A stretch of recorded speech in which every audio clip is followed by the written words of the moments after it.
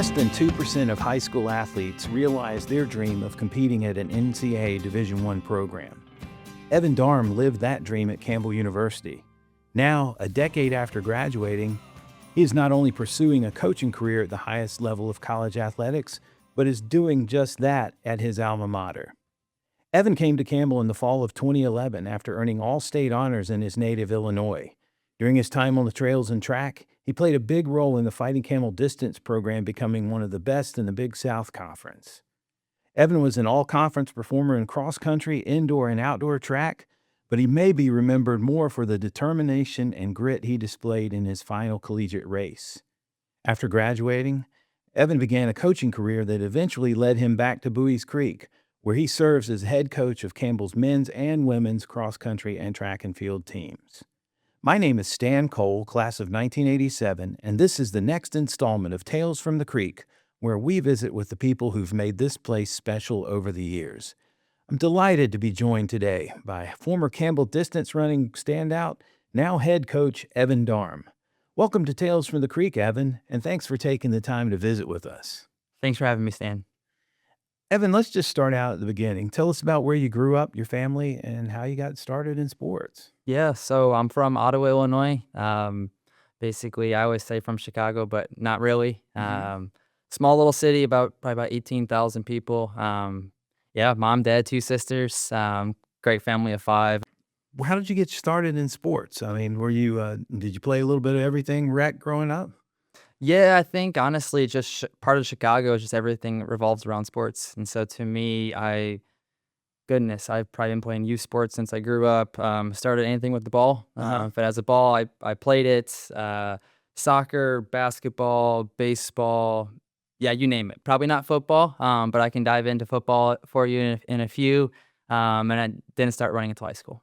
What were some of your favorite teams? Did you have any sporting heroes? Goodness, everything Chicago. So Chicago Bears, diehard Chicago Bears fan.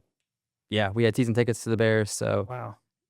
yeah, every single Bears game, even today, is my thing. Chicago Bulls, obviously growing up in the Jordan era, massive. And then Chicago White Sox, probably more of a Cubs area where I'm at, but yeah, I'm more the gritty Chicago White Sox type of guy. What appealed? I mean, if you're in a Cubs area, is it just your nature to kind of not follow along with everybody else? 100%. I honestly, Stan, if there's one thing you're gonna learn about me is I probably pick the underdog, the harder path. And yeah, in my area, I just feel like the whole city's a Cubs fan, and so I'm gonna rock against it.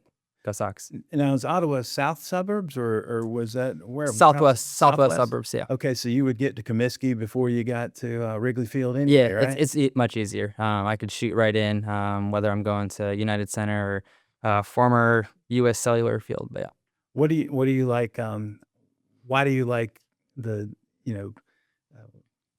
I guess I should say, do you like old or new Comiskey, whatever the new sponsor named stadiums? And I'm sure you've been to Wrigley as well. What do you like about the South Side event versus the North Side? Wrigley probably has way more history when you're there. Honestly, probably a better environment for baseball. But I just going to the Sox game just hits closer to home. And I promise the hot dogs are better on the South Side. How do you take your hot dog? Chicago style. So yeah, you definitely put relish. You never put ketchup on a hot dog, and yeah, please don't show me a bright leaf. Okay, all right. So, tell us a little bit about how you got your start in running, Evan. This is a tough one. So really, what happened was when I was picking high schools, my small area has two high schools. There's a public school and there's a private school. I grew up in the public system. My mom was a Catholic school teacher, but Catholic school versus public. When I was going to pick, I'm extremely fortunate that, my parents allowed me to pick which school. So I went on tours to both of them.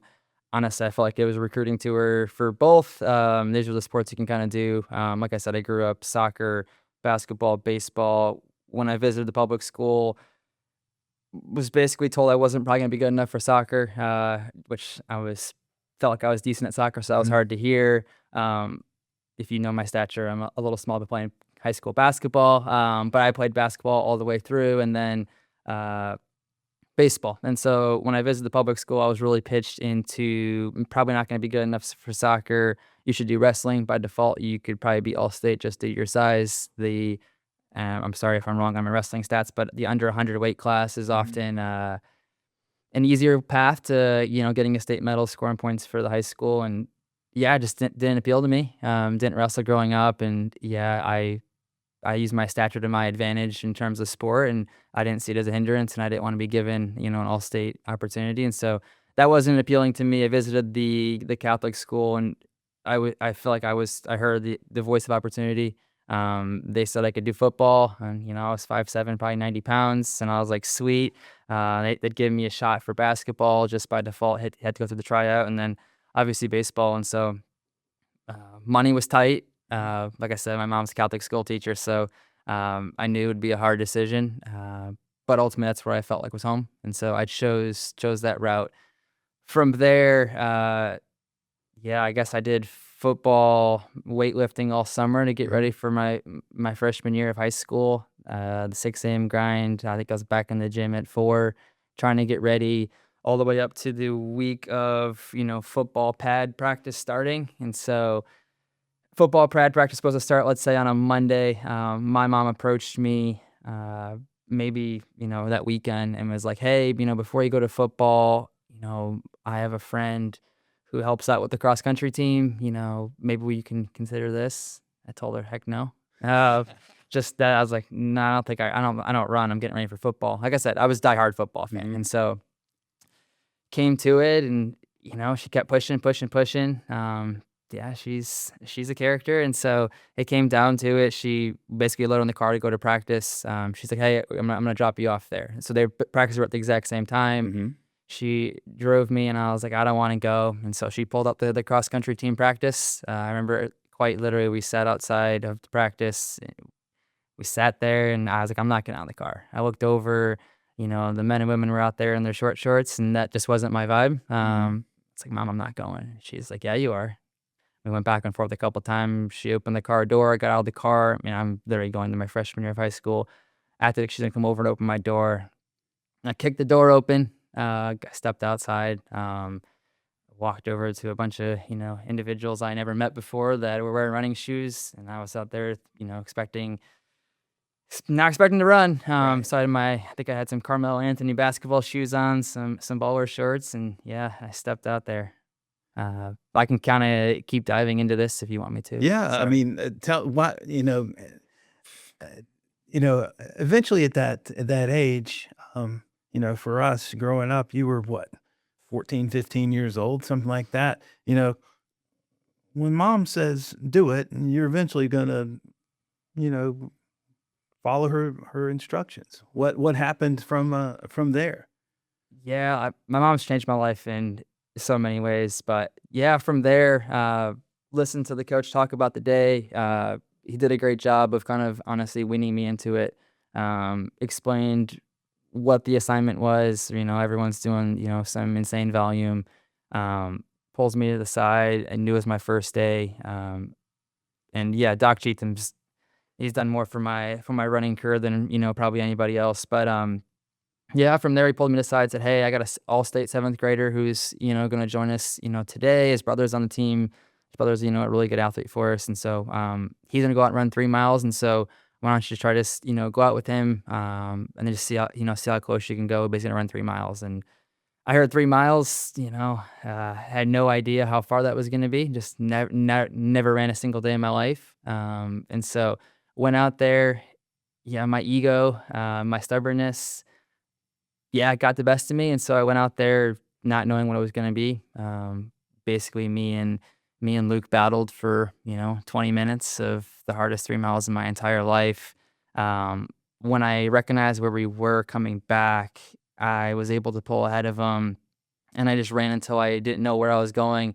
Absolutely laid down on the ground, dead, in full transparency, and he rolled up. Eventually, the coach came back. He was out on a bike, and I heard him pull Luke to the side and ask, "Hey, how'd he do?" And credit the 7th grader for being fully transparent. He said that, I beat him back, and um, yeah, we were battling. And so the coach came over, obviously was pretty impressed, and, hyped me up. And that's probably all I needed to hear. But I think just the theory of competition, understanding it was essentially, one on one, Mhm. who wants it more. No idea that it was going to be just a suffer fest, and that was right up my alley. And so I remember I got back in the car that day. My mom was like, what do you think about, going practice day 2? And I said, absolutely. And so eventually, I did the whole thing where we went to Kohl's and bought some running shoes that we thought were going to work. And yeah, that just, opened Pandora's box for me. So, Evan, I guess, you'd played soccer rec growing up, and if you'd played sports year round, you come across as a guy who likes to stay busy. You probably had some natural endurance built up from running, but as we know in soccer, it's kind of stops and starts, and depending on where you're playing in the field, if you're up front or in the back, you might get a breather. Not necessarily like the midfielders quite as much. You think that played into something? And then, the energy of a mid-teenager, too, certainly could have helped. Right. Yeah. Honestly, I was just an active kid growing up. Mhm. My family had a lot of rules, and they were great ones about, us being outside and being active. And so, usually, if it was a Saturday, we were outside, at 8 a.m. We weren't allowed to ring doorbells till 10, and we couldn't come inside till lunch. And so, honestly, I spent so much time outside. My house was known as probably the epicenter for all children activities. And so, honestly, I just been hanging out with, friends, whether it's hide and go seek tag.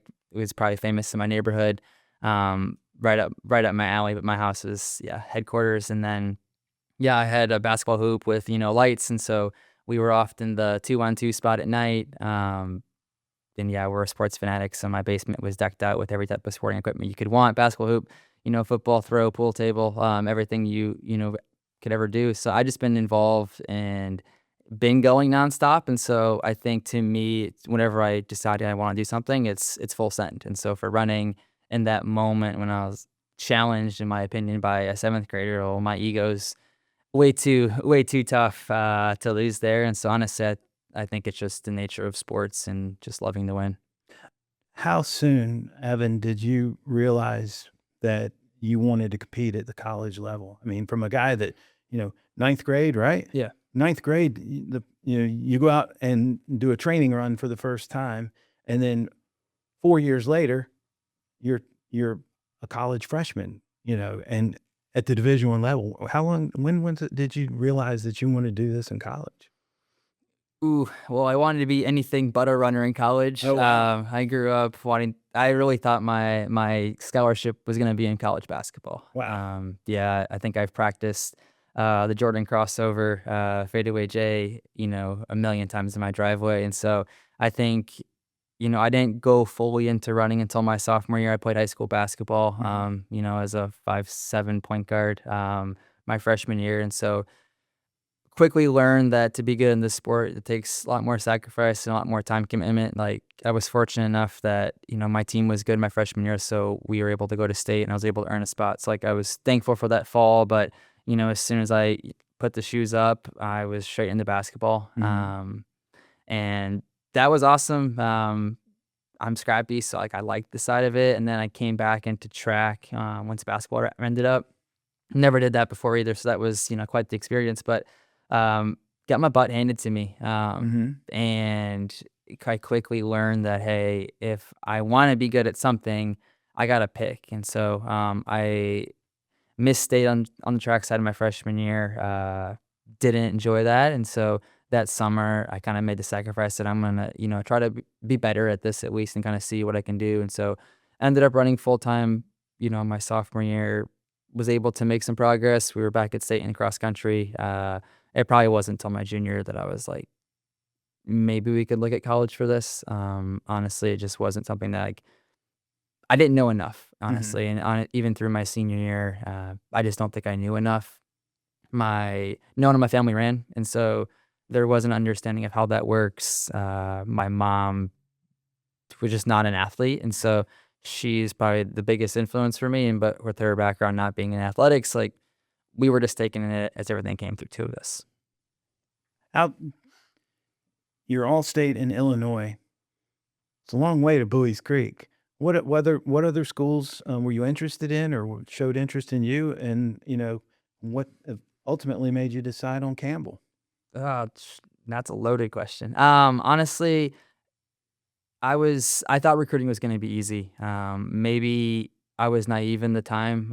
2011's a long time ago, and I just thought everything was come naturally to you, right? If you watched, movies at the time, TV shows, it looked like recruiters come and find you. And so I essentially thought that everyone would just find me if I ran fast enough, and maybe I just didn't run fast enough. But as I started going on visits, right, I kind of did the whole very open-ended thing, looking for best opportunities, NAIA, D3, D2, D1. Quickly learned I did not want to go to Iowa. I feel like schools in Iowa were the schools that always reached out to me. I had no interest. And I just knew that college was the one time that you can kind of go anywhere in the world. And so I really wanted to go south. I was really done with the northern winters. As much as I love, like I said, love Chicago. I wanted to see what, collegiate running would be if I could get away. And so I did a ton of visits up north. I had to do more outreach to kind of get noticed outside of the region, which as I sit in this role now totally makes sense. But at the time, I just didn't know. Eventually connected with Fournette really, really late. Obviously, the former Campbell head coach, late in the recruiting process. I can't give you an exact, but somewhere in the winter time period. Yeah, I talked to him one time. Obviously, he has deep connections into the northern with recruiting. Obviously, with him being from Canada, but the team here was very northern, Michigan. Oh boy, Michigan, Pennsylvania, Canada, and so yeah, kind of heard the team. Yeah, took him up on a visit. The rest is history.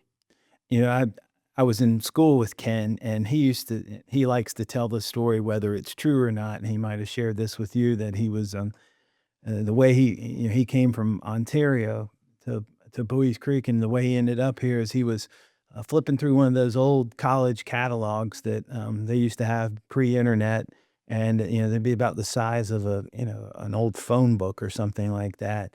And he had an Alice Cooper album on the stereo, and he just opened it to a page, closed his eyes, and he says he put his finger down, and it landed on Campbell. And then this guy was a four-time uh, all-conference runner in cross, and two-time Big South champion in cross country, and later went on to run in the Pan Am Games.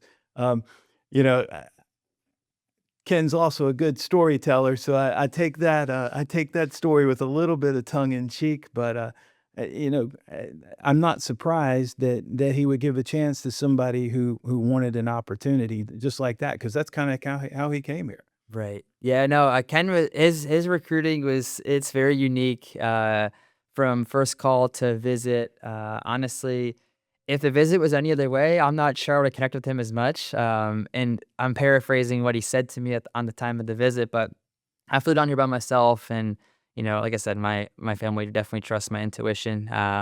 Sat in Ken's office in the pool, and essentially paraphrasing, right? He said that he had signed his best runner for the year, and he just needed another guy. And if I say that to a recruit nowadays, I'm 100% losing them, right? But to me, the way I'm wired, I heard that, and I was licking my chops, and I'm like, sweet, another person who's gonna count me out. I'm gonna come here, and I'm gonna make sure that I work over this recruit, who was essentially recruited in over me, who was definitely better than me. Ended up being my college roommate, right? So great stuff. But I was like, I'm gonna make sure that I beat this guy every single way I possibly can. So yeah, I mean, it was an awesome. And then obviously the visit, I think Campbell, the university, sold me on more than anything than Ken ever did. Just from the team camaraderie, the family atmosphere was exactly what I was looking for when I flew home. My mom was like, "How was the visit?" And I was like, "It was the first school that felt like home." So you come from suburban Chicago, um, and 80 minutes to get to downtown from your home. I'm sure a lot of that was in traffic. A lot of the urban sprawl or whatever. What kind of culture shock did you experience, if any, when you set foot on this campus? And this county's different than it was 15 years ago. I mean, the Raleigh growth was coming, but it wasn't on top of us like it is now. What did it feel like when you got here, Evan? Uh, yeah, it was different. My visit when I first time I saw tobacco was the first time I ever saw a tobacco How field, about that? and that was mind blowing. At the same time, I had never saw so many trees down the highway. Like Mhm. that was just absolutely mind blowing to me, just coming from where I'm from, like with just cornfields, but lack of trees Right. on the highway. And so I came here and I was like, wow, I'm gonna be able to breathe. This is amazing. And so, yeah, I would say freshman year, and I tell every freshman from out of state, like your freshman year, first semester is your hardest semester of your life, right? And it 100% was right, just adapting to everything, but. Um, yeah, I mean, to me, I was able to come here. Like I said, just I really, really just connected with the guys in the team. And to me, if I didn't have that type of support system, there's probably no way I could have made it through. But I leaned on them. They had all obviously been from out of state, and so they had went through the exact same things I did. And then actually, Fournette left November right after cross country of my freshman year, which nowadays, with the transfer portal, would probably open a ton of different doors. At the time, when I found that out, a lot of the guys and girls were really upset whenever a coach leaves, and um, I guess it's just my attitude. And everyone was talking about what they're gonna do if they're gonna transfer. What the other options were. I told them, I said, if you guys all transfer, I'm staying. I'm taking all your money. And so ended up, no one left. So we didn't have a coach from November until January. But to me, my running career was able to, just keep on taking off. And so super, super thankful for Ken. And then obviously for Mike, who came in after him, like they both, helped shape me for who I am today. Evan, what are some of your best memories of your undergraduate days, on inside and outside of competition? That's a great question. Great question. So the first thing I talk about with my wife. So she's a Campbell grad, Mhm. herself, non-student athlete, and so I just talk about how great my 4-year experience was. Mhm. And the student athlete experience at Campbell was so different than the non-student athlete experience, and so like to me, everything that we did was strictly family. There was never a time that I felt like I was by myself on Campbell's campus, and it didn't matter if I'm talking things from academics to athletics to just socially. I just had a group of people that I was always with. It was easy to always feel like you were somebody here, and so yeah, outside of running, like that's honestly that is it.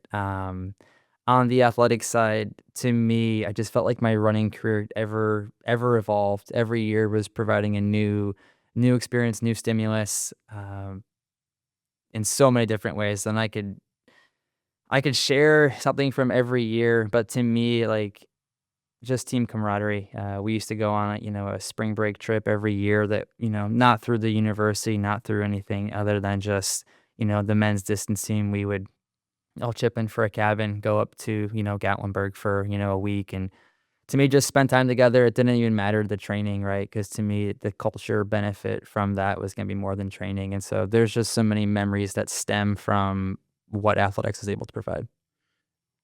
Oftentimes, distance runners don't reach their full competitive potential till their mid or late 20s. You're in all conference honors and cross country and indoor and outdoor and track as a senior. Is it often true that distance runners just get better the longer they are, or the longer they compete? Or what's your observation there?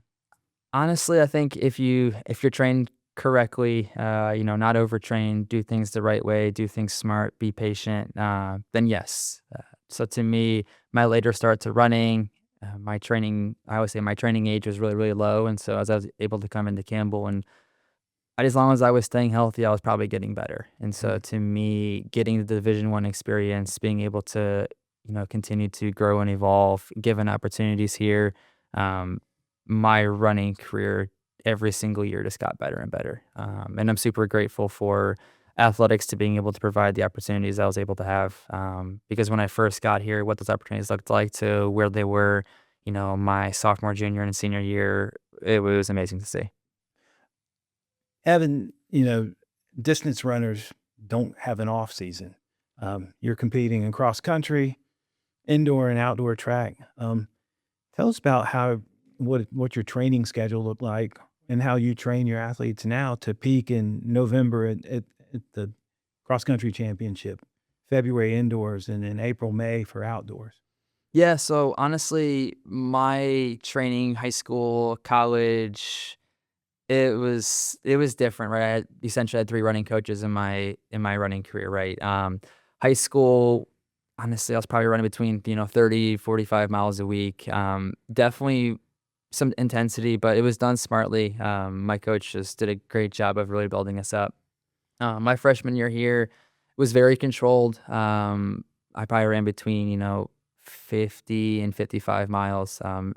Just very, very patient. And then from there, I probably took more ownership. Coach Kelly at the time definitely gave me some runway, some flexibility with my own training. I wanted to get good. I wanted to push the envelope, and so I definitely moved that up a good chunk. And so I was probably running 70, 75 miles a week my sophomore year. Uh, I definitely got over eager. My junior year, there was a weekend there that I was way over 100, but Mhm. my junior year was probably between 90 and 110, maybe 112. I'd have to get you an exact stat on that. But I ended up getting dinged up that year, so ended up not being my best year of running, and then I moved it down a little bit for my senior year, closer to the 90 mark, operating on a 6-day week, so 90 miles in 6 days. And then, um, honestly, I think just believed in myself. I think in our sport, it's a lot of hard work and Mhm. patience and, being smart. I've had some absolutely great teammates that I think have 100% shaped how I was able to grow and develop. And so that's kind of the athlete side. From my coaching side, I just believe in a super individualized approach to training. Obviously, coming from my background and seeing so many athletes that come in out of high school from, a very, very different background is like make sure I'm very intentional in the recruiting process, understanding what their backgrounds are, what their needs are going to be really as a freshman and sophomore. And then as I get to know them more, obviously we can kind of make a good judgment call of, how we can grow and build from there. But to me, there is no one size fits all training here. That's the benefit of a small school is I can be very, very hands-on, very intentional about what the growth and development curve should look like and making sure that we're trying to do things, in my opinion, what is going to be the right way opposed to really ramping someone up if they're not ready. The distance program at Campbell was blossoming during your time here. Tell us a little bit about some of your teammates, and how you guys pushed each other to be better. Yeah, I mean, honestly, you get a bunch of guys together that are just, ungodly competitive, and you're probably gonna get some pretty good results. And so, honestly, there was a lot of bickering, a lot of trash talk. I'm all for it. I think anything that's gonna, help continue to drive the competitive culture in any way, it's gonna be good. And so, yeah, teammate wise, like it's really evolved every single year I was here. Right when I first came in, the team we were very young in terms of trying to get this program right. And so um, I feel like I tried to take on a big ownership role of always saying the work ethic of what we need to do. Um, I think we did some good things. I always say I'm always licking my chops for an opportunity to go race big schools. And so I know my first indoor race, we went to UNC, and it was an opportunity for myself and a couple teammates to go race Duke, UNC. Uh, and I was able to take down one of their distance runners, right? And Mhm. I just remember their coach, coming over to the timer, and letting him know that, I had to be a lap short because there's no way I beat this guy. And I was like, oh no, we're making it if we're kind of making that kind of difference. And, luckily that, that athlete make sure he spoke up and let him know, what had happened that day. And so, grateful for that. But like to me, that's where we were at initially, right? We were very like we had to take the small wins when we got them, and then really our recruiting had kind of continued to ramp up as well. And then obviously we were getting results, right? Like we were setting school records my sophomore junior year, and then Coach Kelly really went out and started ramping up international recruiting as Mhm. well. And so yeah, our program evolved, and it evolved really, really fast. But I think what was cool was as we were evolving from a recruiting side, our standard and our competitiveness in practice didn't change. It didn't matter who you were, where you were from. As long as you were here for the right reason and you were here to, you were going to grind it out on the course, on the track, then, we were good. Who are some of the guys you learn some stuff from, and what you learned from them, and maybe some of the guys that you might have shared some of your talents and skills with. Yeah, so I think, the core group that, I spent, so many years with have been, like, the guys like Chris Schulis, Morgan Timoney, and then Delani. Those guys were probably my core, core training group as we were kind of growing the program. And then really my, junior, senior year when we started going international with some recruiting, Amon Terrer, Lawrence Gibkowicz, ended up just really helping me, get past that. There's a certain, point, right, of long distance running where I was good for Campbell, or my professional opinion, I was decent, but I was good for Campbell, right? At the time, I think I had the indoor 5K school record hold. I was a school record holder in the 5K, and it's like I was doing things, at a good level for Campbell, but for us to get to that next tier, like we had to do things differently, and I had to work harder, and I had to understand what that was going to take, and so to me, I thought Amon and Lawrence did a fantastic job. I obviously smashed my times, my marks, which I'm grateful for, but I cannot tell you what their difference had made on this program. How many long runs we were on. We're hauling down the American Tobacco Trail at 520-mile pace, and they're looking back for me. They're telling me there's no way you're getting dropped. And then if I was getting dropped, they'd come back and literally get me, run right behind me to make sure that I was closing the gap on them again. And so honestly, like, there's a lot of wisdom that I was able to learn from just having other elite runners on the team that, like, I think on the outside looking in, you would never see it. You would probably assume there was a culture gap, but there really wasn't. They would make sure that I got there, and I think it ended up, showing it with the results, really senior year. And like that's a credit to, the people that I was surrounded by, because there was no way that I was going to work that hard in practice and then slack on race day. Evan, as you grew into this, I'm a product of the tennis boom and the running boom generation of the late '60s and '70s, and there was a time where if you were a sports fan, you knew who held the mile record. Everybody knew who the best marathoners in the world were. Sebastian Coe and Steve Ovett in the early '80s were a couple of Englishmen that were trading off the mile and 800 record, and they were on the cover of Sports Illustrated, and you know, and now, and we knew that Bill Rogers was the greatest marathoner, and he won Boston so many times, and and Frank Shorter in the Olympics. Um, did you have any kind of running idols or people that you looked at, as you got more and more into the sport, as boy, I really like the way they get this thing done. It's gonna sound crazy, Stan, but no.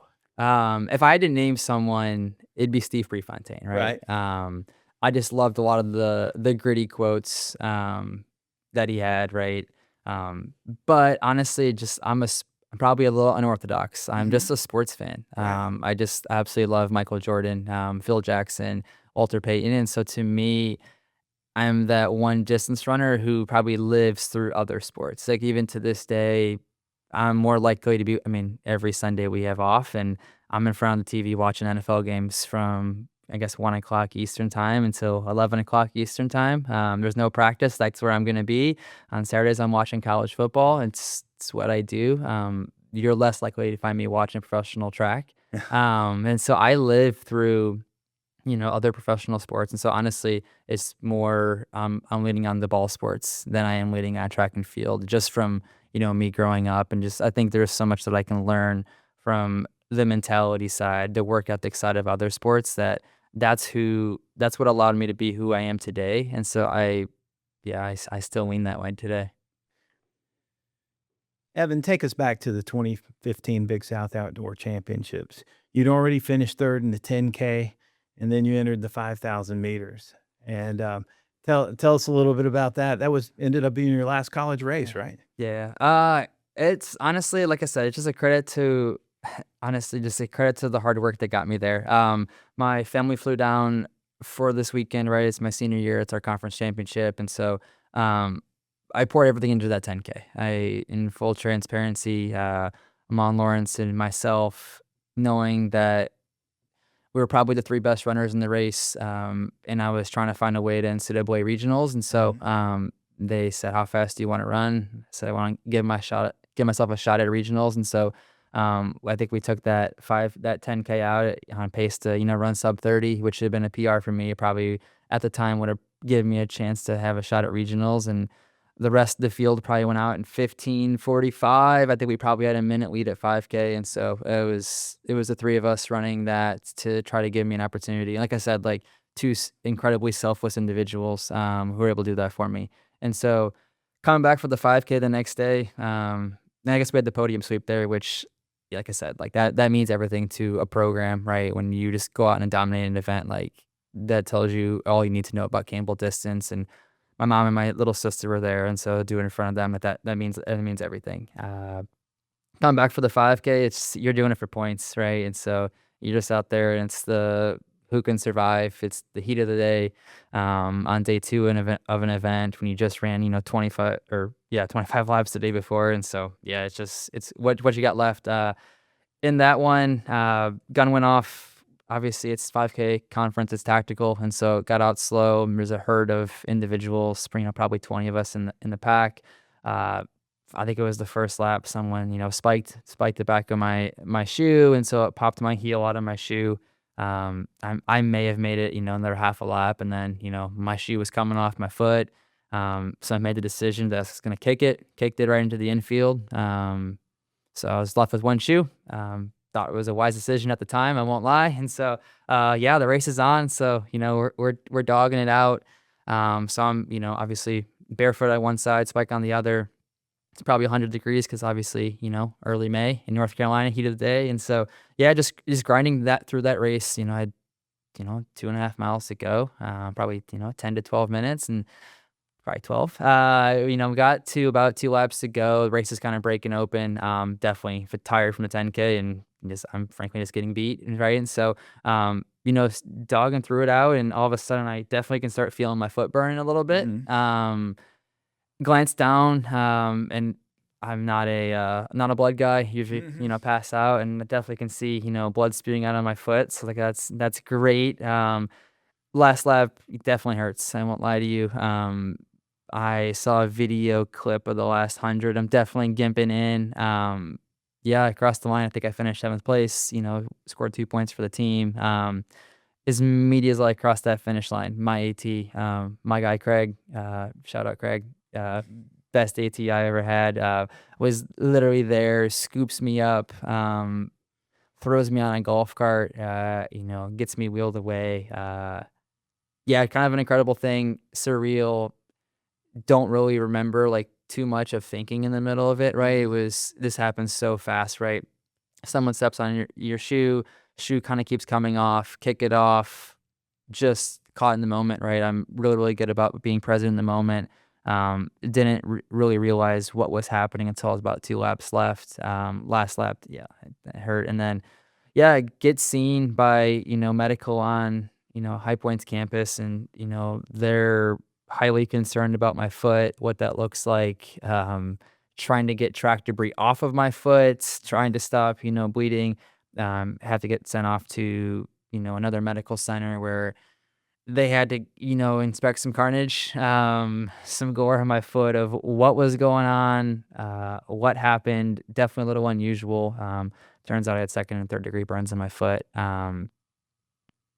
Crazy.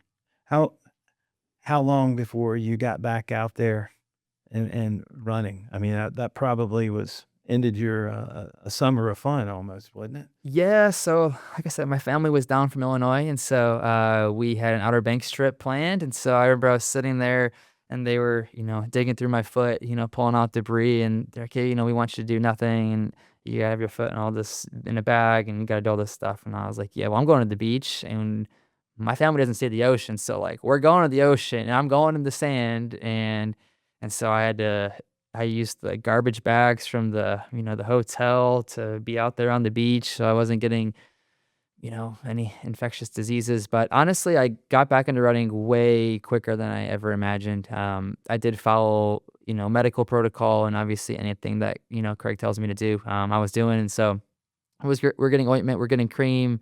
Shout out my mom for, playing medic all those days that she was down here. But Yeah, I got it taken care of. I honestly think I was running within 2 weeks. Holy smokes. Yeah, Craig. Honestly, like when I came back to campus, when Craig explained it to me, he's like, the best way for you to get your foot healthy is going to be to walk on it, Hmm. and get the blood flow going, and then continue to let your body work and shed the layers because it's going to keep shedding. Right. So I have some absolutely wicked photos. But yeah, I got back to running relatively quick. I'm not a blood guy either, so I won't ask you to share those with me. Our guest today on Tales from the Creek is Campbell All-Conference distance runner, now head cross-country and track coach Evan Darm. Evan, what made you decide to enter the coaching ranks? Um, did you know that you wanted to be a coach? No, I actually chose Campbell because I wanted to come here for physical therapy school. Mhm. At the time, it was a newer program, and hard-headed me said that if it was a newer program, it'd be easier to get into. And so I was like, okay, I'll come here for undergrad, and if it's newer, I'll be a slam dunk, and that'll be easy. So I did my observation hours, and thankful that Campbell let me get them in the summer because I was at home and did them. Came back to campus, talked with our advisor here, Dr. Bunn. Told her that I didn't love it. Just it wasn't for me. And he's super grateful that I had the opportunity to do it Mhm. because it's not what I want to do with the rest of my life. I just Yeah, I could dive into that one for a long time, but just wasn't gonna make me happy. And Mhm. so I said, hey, I that's not for me. I almost think I want to get into coaching. Um, I love her for her opinion. Mhm. She was, very candid, but she said that I was probably making a very dumb decision, from a financial side, from Mhm. a career side, from a family side. No stability, no pay, no work-life balance. Very honest. And like I said, coming from Chicago, I absolutely loved it. I heard her, and I was like, "Yeah, I want to do it anyway." She asked if I want to change my major, and I said, "Absolutely not. I like what I'm studying." Um, Right. and so I was like, "I'm just gonna take some more classes that I think interest me." So I took in some advanced biologies, but that's how I really got started. Knowing that I just didn't want to do physical therapy and had Mhm. to figure something out that was in my major because I was heading into senior year. So I was kind Right. of on crunch time. When I graduated my undergrad here, I applied for any type of grad assistant position that I possibly could. Had a job offer out in Oklahoma at a D2, I believe. Mhm. Expected to take it, got the offer on a Friday. They needed an answer by Monday. Um, I don't know why I did, but out of respect for my head coach at the time, I gave him a call, or I shot him a message, and he said, "Call me." He was in Kenya recruiting at the time, so there was a huge, time difference here. But I called him, let him know that I was going to take this job, and he said, "Don't accept it yet. Let me see if I can create a position for you here. Um, how much are they going to pay? What are they offering? And I'll see if I can get it matched." And so we hadn't had a GA in all of my time here. And so he was able to come back with an offer to me on Monday saying, "We'll figure it out. I got you if you want to stay." And so to Mhm. me, like, getting to this Division I level be better than, D2. And so I stuck around, took him up on it. And so did that for my next 2 years, got my master's in education. I was taking night classes as well. I was able to kind of get my feet wet Mhm. coaching. Honestly, that, split second being able to call just absolutely shifted the next course of my life because when I was in grad school here, my last year, I was able to meet my now wife. And so, like, to me, if I would have took that offer, to go elsewhere, I would have never had this intersection point with her. And so grateful for that. When I graduated through the master's program, yeah, I had to, figure out my life. My wife had another year left of school, for herself, and so I actually stuck around as a volunteer. And I was like, "Hey, like, Mhm. I know as a coach, there's a lot of uncertainty, and I wanted to stay in D1. I was reaching out to a lot of places, but I was out of options, and so I was, offering services to go volunteer anywhere. Mhm. But yeah, long story short, nothing panned out the way I wanted to, and so I stuck around here for a volunteer year. Um, yeah, then I from there I had to get paid, and Right. so my first paid job was D3 up in Michigan, Adrian College, Mhm. um, taking over a program which is just so different than obviously Buies Creek, but obviously so different than Campbell University Division I. So I was up there for a year. My wife moved there when she ended up having to take a little bit longer with school, and so she moved up there in January, moving up, someone from North Carolina to Michigan in January. Uh, That'll test a relationship, right? yeah, and I lived in this, I can't even explain how small my living situation was, but she moved up there, no job, and she definitely loved me, which I'm grateful for. But I moved up there, did not know what she was getting herself into. We made it about 5 months that summer. We were like, all right, is this what we want to do? Mhm. And so I don't think it was the best thing for us, and so we ended up, coming back to Campbell, from that, and then we were here for, what is that, 2019 fall. Mhm. We won Big South. But yeah, I had to come back in Campbell in a very unique role. Like, just was given an opportunity to come back. There was no full-time positions open, and so it was like, hey, like, we can help you. And so I was once again just gifted an opportunity to kind of just be on staff, continue to build Division I experience while I try to wait for an opening somewhere in the Right. coaching ranks. COVID hit. Yeah, and the Campbell coaching staff and just my connections here were able to land me an interview with Lincoln Memorial Mhm. in Harrogate, Tennessee. Obviously D2. What I took over, in my opinion, was a program that was struggling with the distance side of things, and I was gonna go in there and give them everything I had, right? Mhm. To me, that was my first real big break. It was gonna be a head cross country coach position, assistant track and field, and honestly, I learned so much from my time there. Just able to go in there and rebuild things. I had, some resources, but I was going in post COVID, and so to me, the team was going to be so malleable, and I was able to go there and really implement what I wanted to implement.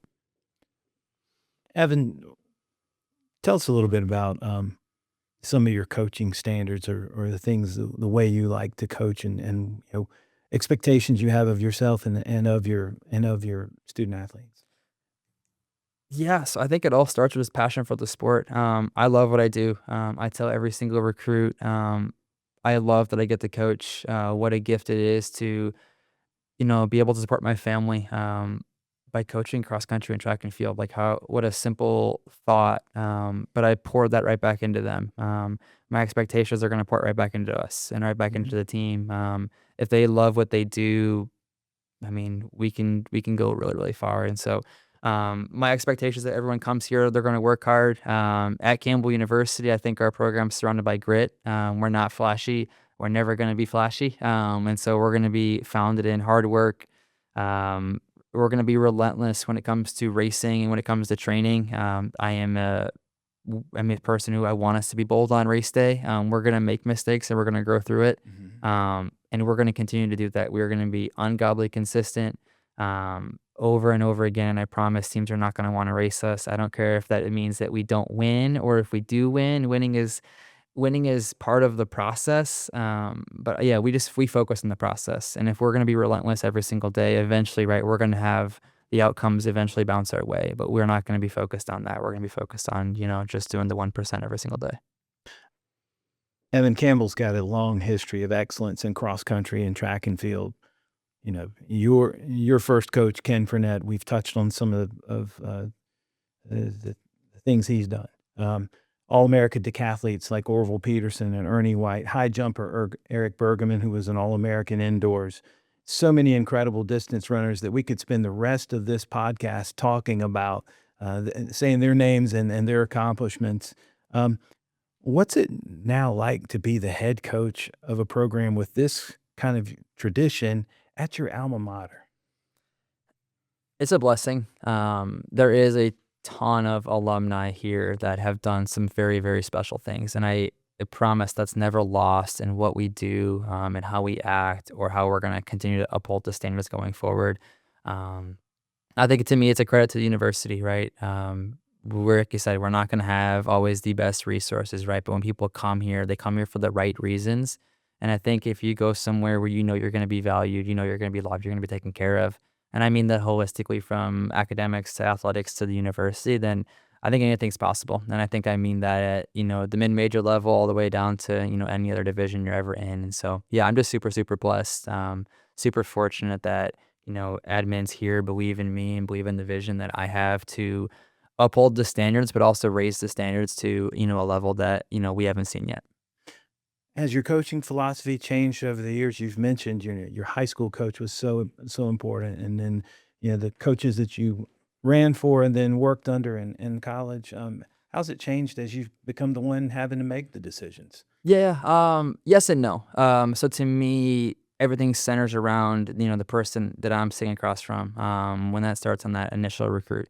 And so to me, I just make sure that I'm always pouring into each and every single person on this team. And so I think that standard is the one that's never going to change, right? Of like, hey, we have to place an emphasis on the people first. If we take care of them, we're going to be able to grow and develop from there.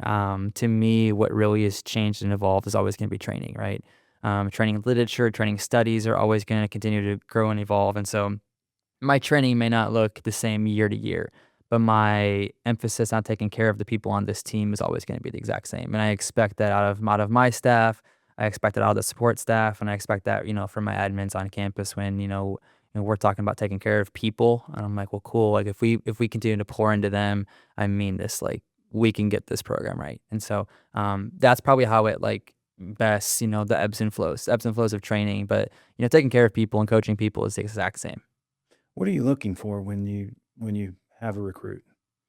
If I could explain that to you, all the intangibles, I'd be a great coach. I look for grit. I look for toughness. Those are two things that are, really, really hard to find when you're like, oh, let me go look at, times, right? And so to me, the best way to see some of that is to go out and see racing, right? See how they approach it. Willingness to hurt. I always say, can you suffer? If you're willing to suffer, for me, for this university, like we're going to go really, really far. And so sometimes I look for people that, in high school may not always run the smartest, but they're willing to hurt because I promise when we get them to run smart, we're going to run really, really fast because they're willing to hurt. And so that's some of the, intangibles that I probably initially look for. I like people that love the sport. If you don't love it, please don't be on my team. It just, to me, like there's no one that's going to be able to push you out the door anymore, right? And so to me, no one's going to make you run 50, 60, 70 miles a week, 80, 90, 100, whatever that number is. And so to me, the ownership's going to be on you. And so if you love it, it's going to be a lot easier to get out that door. But when you don't love it, you're going to skip, right? And if I'm trying to uphold the standard of this team, it's not going to work for me. And then like a couple of the feedbacks, couple of the last bits that I would kind of add there is, within my program, there is a lot of trust. I do place a huge emphasis on trust, feedback, and communication. Those three go hand in hand, right? I can't talk about individualized coaching, right? But then not trust the athletes on my team. And so to me, I am going to ask them how they're feeling every single day. I expect that I'm going to get, an honest answer. From that honest feedback, then I can obviously continue to make sure the training is, being smart, being catered the right way.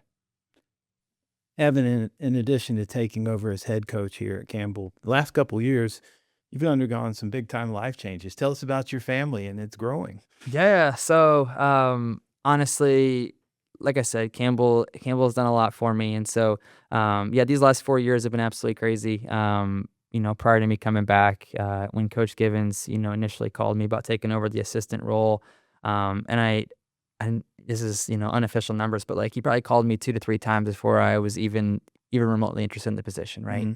I was just building a program, and I'm really, really big on culture and, loyalty to what I'm trying to do. And so I love the kids I was coaching there. And so I probably told them no, twice before I even considered it at an actual level.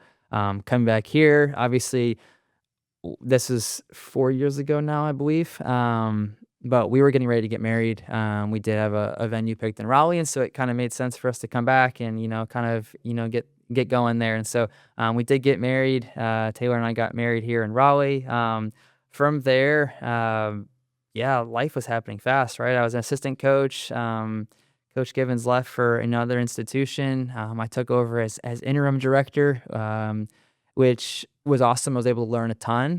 But as interim director, you only have so much time. Number one, that's actually, with certainty. And then number two, you can only do so much, right? And so I explained it to my wife that we had kind of the, perfect storm or, an ungodly brutal storm brewing, where my contract was going to be up. My interim title was, going to be going through.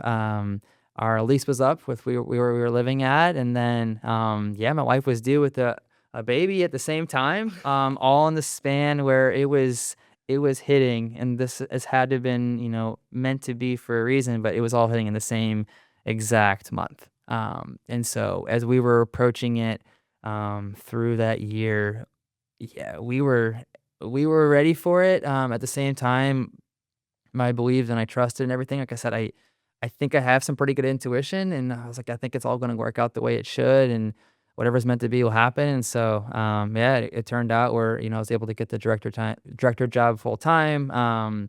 We went out and we were house shopping while she was getting ready to give birth. She gave birth to a baby boy, Theo. Absolutely is the biggest blessing I could ever receive. And then yeah, we bought a house and we moved with a 2-week-old. I would never recommend that to a friend. But yeah, that perfect storm ended up being a great blessing for us. But there was some stressful moments, I won't lie. Evan, how has fatherhood changed you? In ways I probably can't explain, and I never understood until I was in this role. I feel like every single day I'm learning, which I'm grateful for because I do love school, and I love learning. But honestly, it just makes me, grateful for all the simple moments. Every single day is a joy. I think it's making me a better coach. In ways I probably can't even explain, but just understanding and taking care of someone. I just didn't know that I could love this way. And so, yeah, Theo is the biggest blessing to Taylor and I.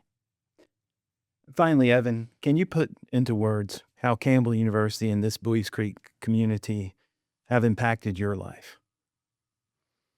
Stan, I think the best way to, summarize that question out for you is I think Campbell just gave me an opportunity. It gave me an opportunity back in, 2011. And it's continuing to bless me with, future opportunities. It's given me, the gift of a family, which, I'll never take for granted. And I think regardless of what I do from a coaching side, Campbell's just been, just the biggest blessing to, myself and my family. And I'm super grateful. I'm Stan Cole, and our guest today on Tales from the Creek has been former distance running standout, now head cross country and track coach Evan Darm. Thank you, Evan, for sharing your Tales from the Creek. Stan, thank you so much for your time today.